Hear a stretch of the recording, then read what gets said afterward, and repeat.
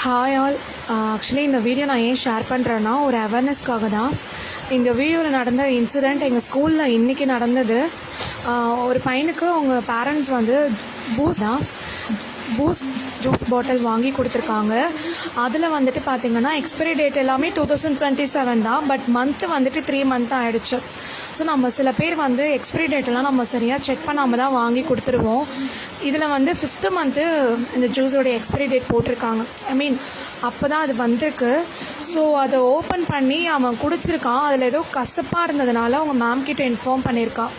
அவங்க ரேண்டமாக தான் அதை ஓப்பன் பண்ணி பார்த்துட்டு அதில் ஏதோ சம்திங் இருந்ததுனால ஃபுல்லாகவே ஓப்பன் பண்ணி கீழே கொட்டும் போது தான் தெரிஞ்சுது அதில் ஃபங்கஸ் பாக்டீரியாலாம் சேர்ந்து லைக் ஒரு எலும்பு மாதிரி ரொம்ப பெருசாக இருந்தது. பார்க்கவே ரொம்ப அருவருப்பாக இருந்தது.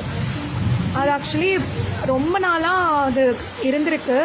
நம்ம யாரும் அதை ஓப்பன் பண்ணி குடிக்க மாட்டோம் இல்லையா? ஈஸியாக நம்ம ஸ்டா போட்டு குடிச்சிருவோம். உள்ளே என்ன இருக்குன்றதுலாம் நமக்கு தெரியாது.